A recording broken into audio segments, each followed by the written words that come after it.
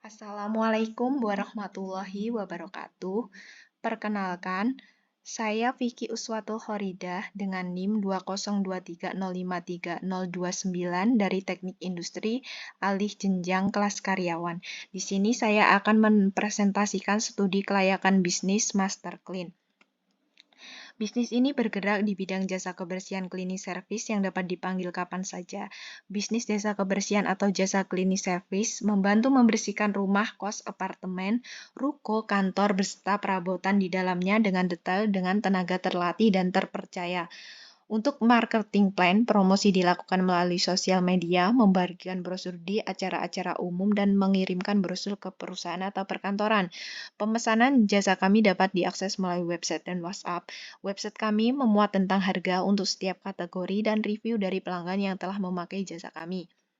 Untuk target pasar, kami ada mahasiswa untuk membantu pindahan kos, transaksikan kamar kos, untuk pekerja, rumah tangga, dan perusahaan. Untuk aspek manajemen dan organisasi, struktur organisasi tertinggi ada di pimpinan, selanjutnya administrasi dan supervisor cleaning service, dan di paling bawah yaitu tim cleaning service. Berikut merupakan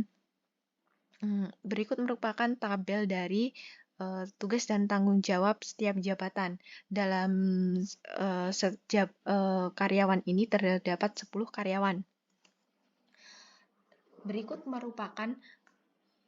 merupakan tabel dari gaji setiap karyawannya. Yang pertama ada pimpinan 3.300.000, administrasi 2.550.000, supervisor 2.569.70 rupiah, tim cleaning service 2.469.70 rupiah dengan total 25.702.560 rupiah. Sistem pengembangan karyawan yang pertama ada orientasi karyawan baru, diberikan pemahaman tentang visi misi dan budaya perusahaan, menjelaskan kebijaksanaan perusahaan, prosedur kerja, dan ekspektasi kinerja. Selanjutnya yaitu pelatihan teknis, difokuskan kepada supervisor dan tim cleaning service. Pelatihan diberikan tentang teknik pembersihan, penggunaan alat-alat pembersih, bahan kimia yang digunakan, dan standar keselamatan kerja. Evaluasi kerja dilakukan setiap bulan untuk menilai kemajuan karyawan dan memberikan umpan balik terhadap kemajuan perusahaan. Evaluasi berupa diskusi antar karyawan dan atasan. Selanjutnya yaitu rencana lokasi kantor Master Clean berada di Kecamatan Jebres, Surakarta, Jawa Tengah, karena lokasi tersebut dekat dengan universitas, perkantoran, dan pemukiman. Berikut merupakan tabel peralatan atau perlengkapan. Di sini memuat tentang kegunaan dari peralatan tersebut, harga, kuantiti, ketahanan, dan selanjutnya ini lanjutan dari tabel sebelumnya dengan sehingga total dari keperluan ini yaitu Rp62.347.000 dengan kebutuhan per bulannya yaitu Rp2.798.000. Selanjutnya yaitu aspek hukum dan legalitas. Rencana badan usaha yang digunakan untuk bisnis Master Clean adalah perusahaan perseorangan atau UMKM, karena usaha jasa cleaning service tersebut masih dalam tahap awal dengan modal dan pengalaman yang minim.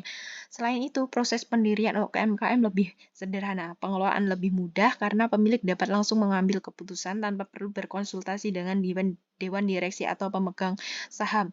Perusahaan per orang juga lebih fleksibel dalam mengatur operasional dan strategis bisnis sesuai kebutuhan pasar. Dokumen yang perlu disiapkan yaitu ada NIP, dapat diperoleh dengan gratis, SIUP gratis juga. Untuk izin lokasi dan izin gangguan ada 800.000, surat izin tempat usaha 300.000, izin operasional dari Dinas Kesehatan 500.000, sehingga total estimasi biaya Rp1.600.000. Untuk aspek ekonomi dan keuangan, proyeksi investasinya ada mobil box, 69 juta itu merupakan mobil box bekas. Untuk peralatan kantor 15 juta, sehingga totalnya 84 juta. Perhitungan kebutuhan modal kerja, sewa bangunan 36 juta per tahun, biaya pembelian produk dan peralatan 62.347.000 rupiah, biaya perusahaan administrasi Rp1.600.000, sehingga totalnya yaitu Rp93.947.000 rupiah. Berikut merupakan tabel layanan yang dapat kami berikan. Yang pertama yaitu membersihkan kamar kos. Kami asumsikan dapat membersihkan 4 kamar kos dengan harga per layanan Rp200.000 sehingga total pendapatan per harinya Rp200.000. Dapat dilihat dari tabel tersebut layanan-layanan yang dapat kami berikan. Total dari layanan yang dapat kami berikan yaitu pendapatannya yaitu Rp2.930.000. Diasumkan terdapat 28 layanan per hari, sehingga seharinya rata-rata harga jualnya yaitu Rp104.643, sehingga pendapatan per bulannya Rp76.180.104. Kami menggunakan 26 hari kerja dengan satu minggu sekali libur yaitu di hari Jumat. Selanjutnya yaitu ini merupakan tabel biaya operasional bulanan. Terdapat gaji dan tunjangan, sewa ruko, utilitas, pemasaran dan promo, perlengkapan kantor, perlengkapan kebersihan, transportasi, biaya tak terduga, sehingga totalnya Rp34.560.560 dalam satu bulan terdapat 26 hari, sehingga kami dapat memberikan layanan 104 per karyawan. Sehingga dengan total 7 karyawan dapat kami berikan layanan 728 per bulannya. Untuk gaji perlayanannya yaitu Rp23.741.000, biaya bahan kimia dan perlengkapan lainnya yaitu Rp15.000, biaya transportasi Rp7.000, biaya variabel pelayanannya yaitu Rp45.741. Total biaya variabel per bulan yaitu Rp33.299.448. Untuk total operasionalnya sehingga yaitu Rp68.8 juta sehingga laba bersih bulanannya yaitu pendapatan per bulan dikurangi operasional bulan yaitu laba bersihnya Rp8.180.096.